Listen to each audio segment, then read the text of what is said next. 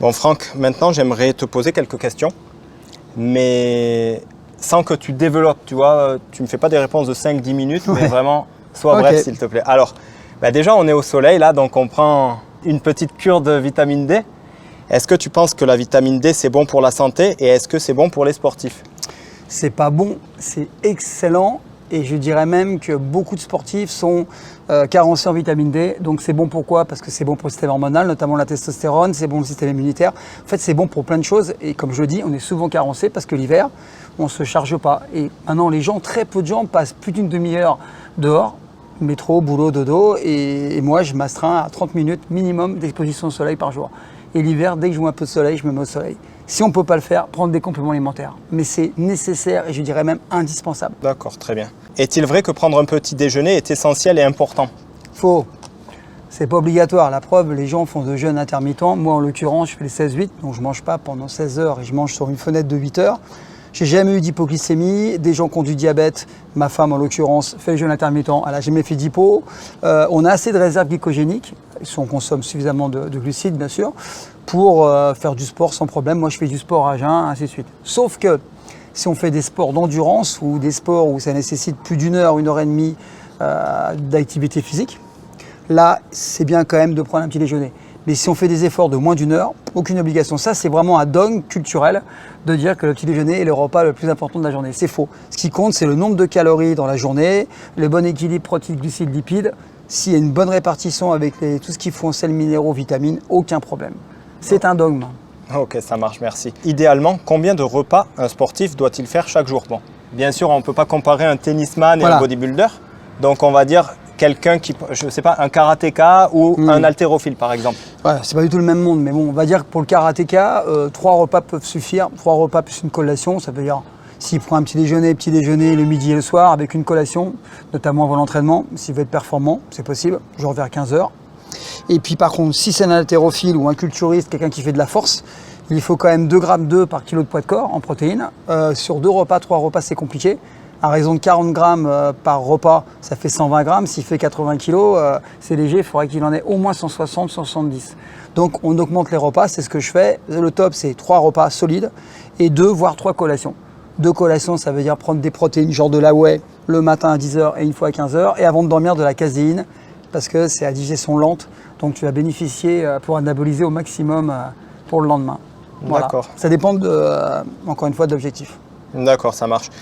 Quel est le petit déjeuner idéal pour un sportif? Alors moi, je dirais beaucoup de protéines, parce qu'il y a quand même une dégradation protidique la nuit. Donc bonne protéine, pas mal de lipides, des bons lipides, parce que ça va favoriser un bon cholestérol et forcément, ça va te permettre d'avoir un bon environnement testostérone, puisque c'est fait à base de cholestérol, en tout cas ça part du cholestérol. Et puis un petit peu de glucides, mais pas plus que ça. Mais bien protéines, lipides, des œufs, du jambon à la rigueur, avec des noix du Brésil, des lentilles, des légumineuses par exemple, et puis se prendre un petit fruit. Voilà, et un bon café sans sucre, c'est parfait. D'accord, ça marche. Alors, quelle quantité de fruits un sportif doit-il manger chaque jour? En sachant que, on te dit, manger au moins 5 fruits et légumes par jour, alors qu'en réalité, c'est des portions de 80 grammes de fruits et de légumes. C'est ça. Et ça, c'est pour un non-sportif, et pour un sportif, c'est 10. Donc, pour un sportif, en gros, ce serait 800 grammes. Mais alors, encore une fois, si tu manges que des cerises ou que du concombre, voilà, il faut varier. Bah ouais. Et ça dépend du poids, ça dépend. Ça, c'est une norme, on va dire, générique, quoi. Mais moi, je dis que tu manges une banane, une pomme par jour, c'est bien. Ça suffit, parce que la banane, c'est hyper énergétique. La pomme, ça cale, ça te donne du sucre. Effectivement, il ne faut pas abuser des fruits, parce que les fruits, quand même, c'est du sucre. Donc, si tu veux garder un corps en bon état, sec et pas trop déclencher l'insuline et abîmer ton pancréas, 2, 3 maxi. Le dogme, manger beaucoup de fruits, les légumes, oui. Légumes, légumineuses, ouais. D'accord. Est-il bon de boire du Red Bull et des boissons énergisantes? Ah, sûrement pas. Quand on voit ce qu'il y a dedans, je risque pas d'être influenceur pour ce genre de produit. Non, pas bon du tout. Il y a la taurine, mais il n'y a pas que ça, il y a plein de sucre. Bah non, c'est pas bon du tout. Red Bull, Burn, Monster, Dark Dog, tout ça. Non, je suis contre ça. C'est plein de trucs chimiques. Non, il y a tellement de produits que je ne saurais même pas les lister. Non, c'est pas bon. Non, ce qui est un bon truc pour avant de t'entraîner, tu prends un double expresso, tu te prends une bonne protéine avant avec des noix de cajou, noix du Brésil, c'est parfait. Ok, ça double marche. expresso et tu peux envoyer. D'accord, déjà, juste je me permets, En France, j'en sais rien, mais au Royaume-Uni, je sais qu'il y a un peu plus de 20 000 personnes chaque année qui font des crises cardiaques juste à cause du Red Bull et des boissons énergisantes. Pas boissons énergétiques, boissons énergisantes. C'est pas pareil. Et aux États-Unis, c'est plusieurs centaines de milliers de personnes par an qui font des crises cardiaques ou des AVC. On ne le dit pas, ça. Donc voilà. C'est très dangereux. Ensuite, les boissons et les barres énergétiques, donc pas énergisantes, énergétiques, sont-elles utiles pour avoir de l'énergie à l'entraînement et avant l'entraînement? Non, encore une fois, si tu as consommé suffisamment de calories et de sucre pour ça devienne du glycogène, une fois que tu as rempli tes réserves glycogéniques dans ton foie, dans tes muscles, si tu prends plus, qu'est-ce qui va se passer? Tu vas stocker, c'est psychologique. Je prends une barre énergisante comme tu veux ou une barre de je ne sais quoi, ça va te donner du sucre. Mais puis ça en a consommé assez, pourquoi tu vas en remettre? En plus, c'est plein de mauvais sucre, des fois il y a du sucre rapide dedans. Non, ça sert à rien. Ok. Je suis contre. Faut-il prendre un shaker de protéines après l'entraînement? Alors, ça dépend. Si comme moi je m'entraîne à jeun et puis à midi je mange derrière, je prends une bonne portion de poisson avec des bons légumes, un petit peu de féculents et un petit 2 carrés de chocolat noir, pas besoin. Par contre, si tu t'entraînes à jeun le matin à 7 h et que tu es pratiquant du jeûne intermittent, tu vas pas après l'entraînement rester, il y a une fenêtre anabolique d'une heure environ après l'entraînement, tu vas pas rester de 9 h à midi sans manger. Dans ces cas-là, il faut prendre un shaker avec un petit peu de glucides pour faire une sécrétion d'insuline pour fixer mieux la protéine, quoi. Mais là, c'est pas obligé. Moi, je connais des gens qui ne prennent jamais de shaker parce qu'ils consomment suffisamment de protéines solides. Mais quand tu as un travail où tu es dans un bureau, tu vas pas sortir ton blanc de poulet et tes œufs. Donc, tu prends un shaker avec de l'eau, c'est plus rapide. Voilà. Ok, ça marche. Faut être logique, en fait. Ça marche. Du coup, quelle quantité de protéines faut-il consommer par jour? Admettons pour un non-sportif, allez, une personne qui veut se remettre en forme. Parce que les sportifs... 1,4 g par kilo de poids de corps, ça suffit. S'il fait du sport, pas de force, mais un sport intensément, on va dire 1,7 g, 1,8 g. S'il fait du bodybuilding ou des sports de force, vraiment il fait de la muscule plusieurs fois par semaine, c'est 2 à 2,4 g maximum. Plus ça sert à rien, tu flingues tes reins et ça sert à rien parce que ça va se transformer en graisse parce que c'est un surplus. Mais c'est sûr que les scientifiques disent 2 à 2,2 g, mais quand on regarde un peu toutes les méta-analyses, ça peut aller à 2,4 g. Ok, voilà. Je connaissais un monsieur qui est très âgé maintenant, il a à peu près 80 ans. Il était champion de France et champion d'Europe en bodybuilding et lui-même avait une salle et avait formé plusieurs champions de France en bodybuilding. Et lui, pareil, il me disait la même chose que toi. Il me disait 2,2 g, 2,4 g et tout ce qu'on voit dans les magazines, 3,3 g par kilo de poids de corps, ça c'est pour vendre en fait. Évidemment. Et c'est des gens dopés et puis même ça leur sert même pas. Non, il faut savoir que déjà ils le font pas. Tout ce qu'ils disent quand ils disent qu'ils boivent 7 litres d'eau par jour, c'est n'importe quoi. Tu fais ça, tu vas crever parce que tu vas perdre tous les sels minéraux. Enfin, c'est une catastrophe. La balance sodium-potassium va se dégrader. Et en fait, c'est pour vendre parce que plus tu dis que tu en prends, plus tu vas vendre de pots de protéines. Et comme tous les magazines de muscles ne se vendent pas suffisamment pour survivre, c'est sponsorisé par les compléments alimentaires. Donc ils ont tout intérêt à, c'est comme les influenceurs, à dire des trucs comme ça. C'est faux, mais c'est la folie. Prendre 4 grammes, j'ai vu, 4 grammes, 4 grammes 5, c'est n'importe quoi. Ça marche. C'est trop. Quelles sont les meilleures protéines pour un sportif? Les gainers, la whey protéine ou autre, la caséine? Je l'ai dit, la whey en journée et la caséine le soir. Les gainers, je suis contre, parce qu'il y a plein de sucre. Et je pense que tu risques de faire de la masse, oui, mais prendre aussi du gras. Donc c'est ce qu'on appelle de la masse grasse. Moi, je préfère la masse sèche. Donc whey en journée et caséine le soir.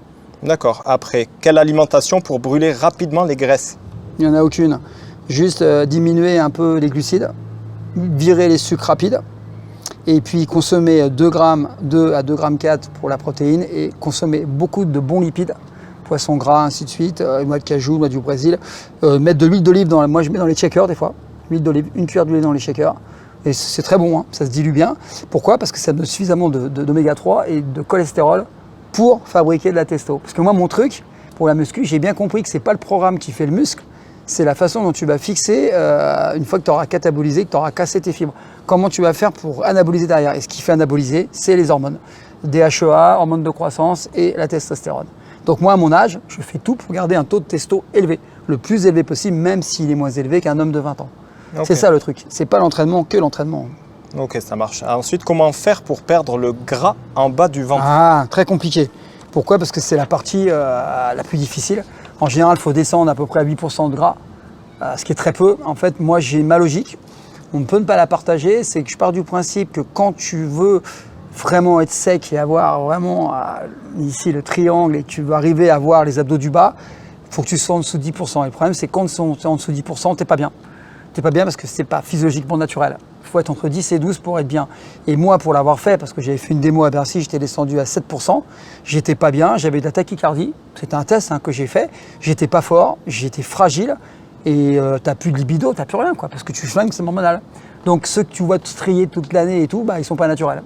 Voilà. Naturel, il faut être entre 10 et 12, donc en général, tu as un petit bourrelet en bas. Okay. Et c'est très bien pour ta santé. Ça marche. Ensuite, les sportifs peuvent-ils boire de l'alcool, du vin, de la bière, du ricard, de la vodka, du rhum, du whisky? Est-ce que tu conseilles ça? Sûrement pas. J'ai fait une belle vidéo YouTube. Il faut savoir que quand tu prends beaucoup d'alcool, tu transformes ta testo en hormone femelle. Ça c'est prouvé, la bière particulièrement, les oestrogènes, tout à fait.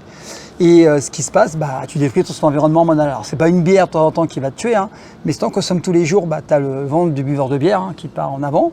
Et puis si tu consommes des alcools forts, c'est du sucre et c'est de la calorie poubelle, calorie qui sert à rien. Et ton foie il déguste. Par contre, boire un bon verre de vin tous les jours, le midi, boire 2 verres, aucun problème, mais du bon vin rouge. Et une bonne bière pour la récupération des sportifs. Connerie ça, c'est pareil, on dit, c'est les dogmes ça. Parce que je te l'ai dit, s'il y a un truc qu'il ne faut pas prendre, c'est la bière. Non, c'est pas vrai ça. Ok, ça marche. Le CBD est-il utile et efficace pour la récupération et la relaxation des sportifs? Alors, bon, il y en a qui se fument, il y en a en baume, il y en a dans le chocolat, dans le thé, il y en a partout.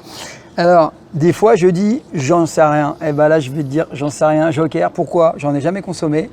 J'ai pas suffisamment de gens qui en consomment autour de moi pour en faire une étude sérieuse. C'est pas parce que tu connais 5 personnes sur qui ça marche que ça marche sur tout le monde.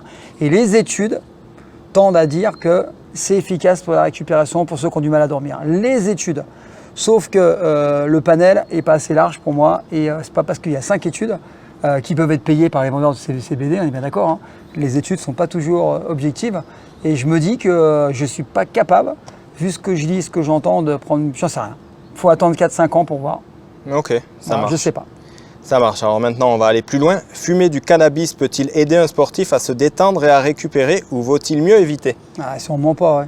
Le mieux, c'est la sophrologie, la cohérence cardiaque, la méditation. Il y a tellement de moyens naturels, même si ça peut être naturel, comme on dit, mais gratuit, on va dire, pour se détendre. Pourquoi aller chercher ça, quoi?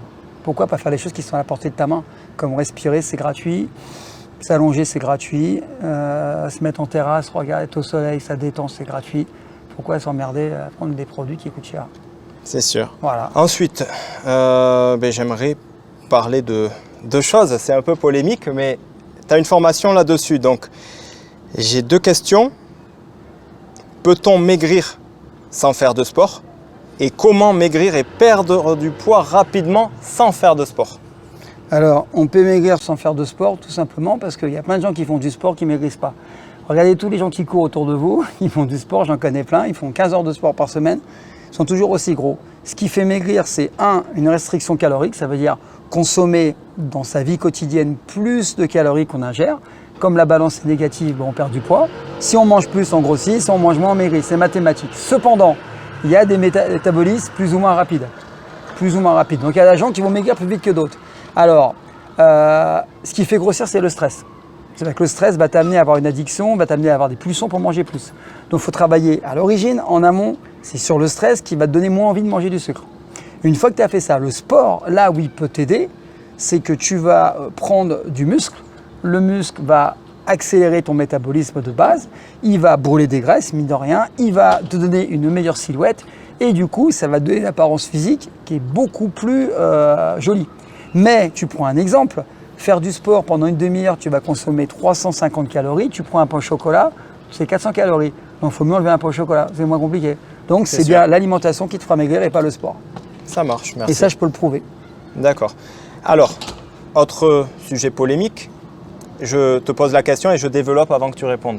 La musculation coupe-t-elle la croissance chez les adolescents? Moi, j'en ai parlé avec pas mal de coachs sportifs, ils m'ont tous dit, au contraire, ça favorise le renforcement des insertions musculaires et ça ne coupe pas la croissance, sauf si bien sûr, et encore, c'est même pas couper la croissance, c'est abîmer les articulations si tu lèves trop lourd. Si tu as 14-15 ans et que tu lèves trop lourd, bien sûr que voilà.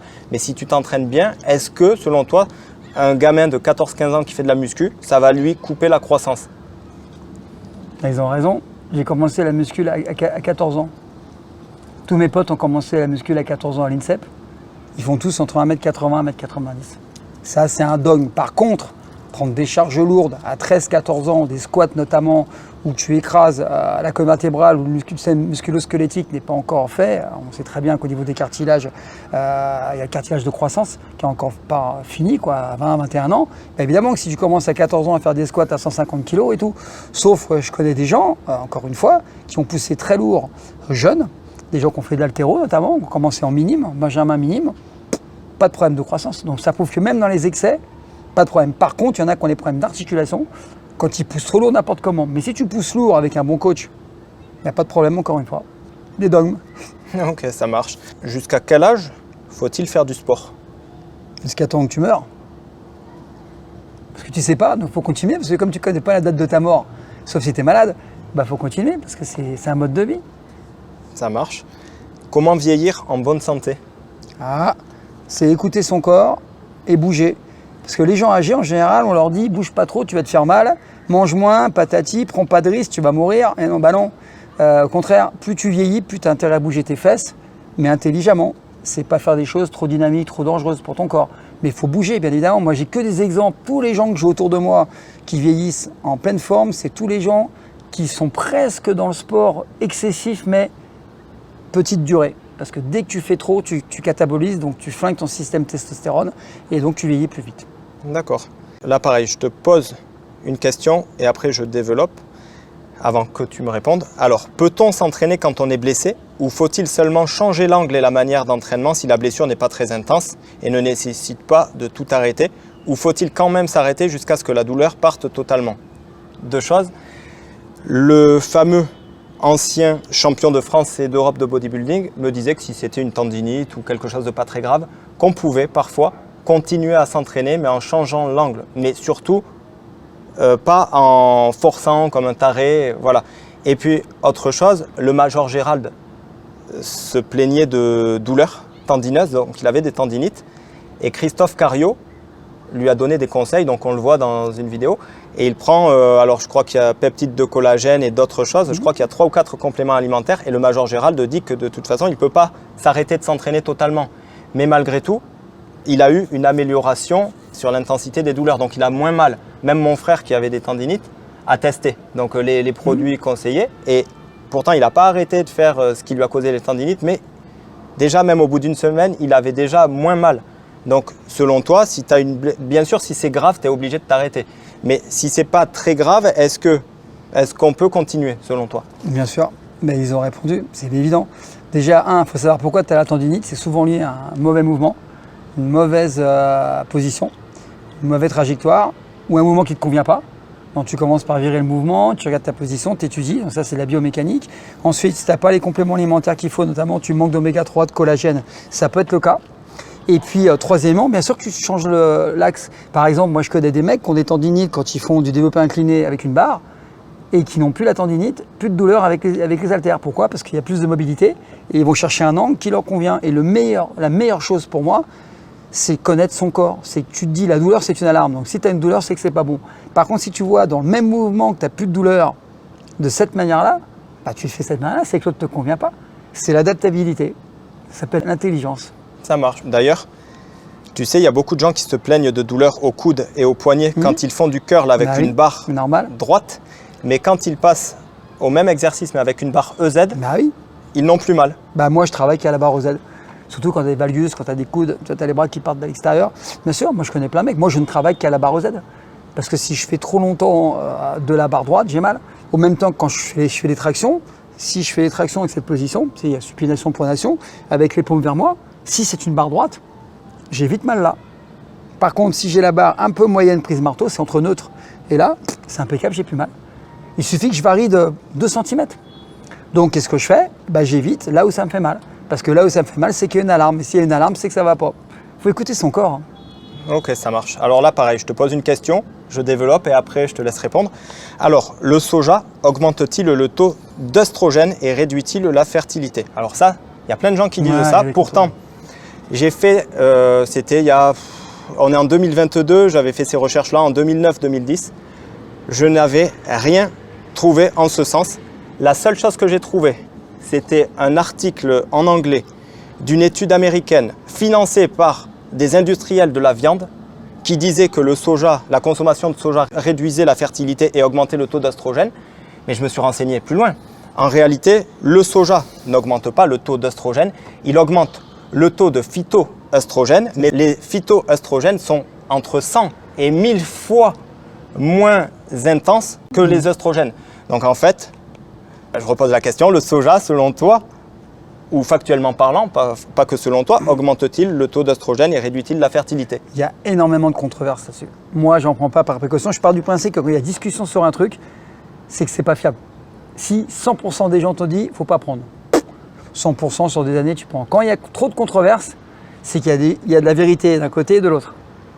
Et quand il y a des gens, comme tu dis, industriels derrière qui sont là parce que c'est leur intérêt, c'est encore plus compliqué. Alors, quand c'est comme ça, dans le doute, j'en prends pas. Jamais, même pas un peu, de temps en temps, tu vas au resto chinois, tu prends... Si ça m'est arrivé une fois, mais non, j'en prends pas. J'aime pas trop, pas plus que ça, quoi. Mais j'évite. Ok, parce qu'il y a trop de débats sur le sujet. Ça marche. Là encore, je te pose la question, je développe et je te laisse répondre. La créatine est-elle vraiment utile pour les sportifs et peut-elle être dangereuse? Je connais un monsieur que je ne citerai pas, qui a une boutique de compléments alimentaires, qui conseille de consommer souvent des protéines toutes les 3 heures et aussi de la créatine. Et un jour, il y a un rugbyman qui est allé le voir pour acheter de la créatine. Et le vendeur de compléments alimentaires lui a conseillé de consommer je ne sais plus quelle quantité, sauf que le rugbyman s'est retrouvé aux urgences et il a un rein complètement bousillé aujourd'hui parce qu'il a trop consommé, en fait il a surconsommé de la créatine sur quelques mois. Donc selon toi, est-ce que c'est utile et efficace de consommer de la créatine? Est-ce que ça peut aider un sportif? Et est-ce que ça peut être dangereux pour la santé? C'est comme tout. La créatine, d'ailleurs, les études, elles sont très claires. Toutes les études prouvent que tu prends de la force avec de la créatine. Tu prends un peu de masse, que tu récupères plus vite. Donc ça, c'est les études, c'est pas Franck Repers. Moi, j'en prends par cure. De ce que j'ai vu dans toutes les études, à partir du moment où tu dépasses pas une certaine dose, on les connaît les doses, en fait, tu n'as aucun risque pour le rein et on n'a jamais prouvé que la créatine était nocive pour le rein. Cependant, c'est comme tout, si tu bois 50 cafés par jour, si tu prends 15 grammes de vitamine C par jour ou que tu manges 80 œufs par jour, même si c'est naturel, tu vas avoir des problèmes. Donc en fait, puis lui, qu'est-ce qu'il n'était pas sensible? Est-ce qu'il n'avait pas une sensibilité? Est-ce qu'il n'avait pas une carence au niveau rénal? Tu vois, c'est toujours pareil. Tu prends de l'alcool, il y a des gens, 3 verres d'alcool, ils sont sous. T'en as, non? Donc c'est toujours pareil. Mais moi, de mon expérience, ça fait quand même 45 ans de muscu, tout le monde prend de la créatine autour de moi. J'en ai pris. Moi, je fais des bilans sanguins réguliers. J'ai pas de soucis, quoi. Et les potes, j'ai jamais vu un pote qui avait des soucis. J'ai jamais entendu un cas comme ça. Mon ami, peut-être qu'il avait une déficience rénale. Peut-être. Il ne savait pas. Et là, il l'a découvert. Par contre, prendre de la créatine en plus finir de manière débile. Pareil, les gens, des fois, ils prennent de la créatine en une fois. Il faut la répartir sur la journée, on sait. Les études le prouvent, c'est plus efficace. Ouais, par contre, Mais il ne faut pas en abuser. Ça marche. L'ancien champion de France et d'Europe en bodybuilding, bon, maintenant il est très âgé, je ne sais pas ce qu'il est devenu, mais je sais qu'il avait une science énorme dans tout ce qui était nutrition. Et lui me disait, alors toi tu me dis que tu la prends par cure, et justement lui me disait qu'il fallait les prendre de la créatine par cure parce que au bout de je ne sais plus quel moment, la charge dans les muscles ne se faisait plus et l'organisme éliminait ce que tu consommais. Mais il a raison, en fait, normalement il faut la prendre toute l'année. Mais moi je la prends par cure parce que je teste. Moi je la prends pas pour prendre de la force, je m'en fous. Je teste, donc je regarde, alors je prends des fois 1 mois, je prends 2 mois et je regarde. Et pour ces 2 mois, je prends de la force. Je le vois. Mais moi je le prends pas comme complément, je le fais pour tester. Okay. Donc, mais sinon il a raison. Non, lui justement il me disait pas tout le temps. Ah bon? Il me disait d'en prendre par cure, mais au bout d'un moment d'arrêter parce que c'est clair.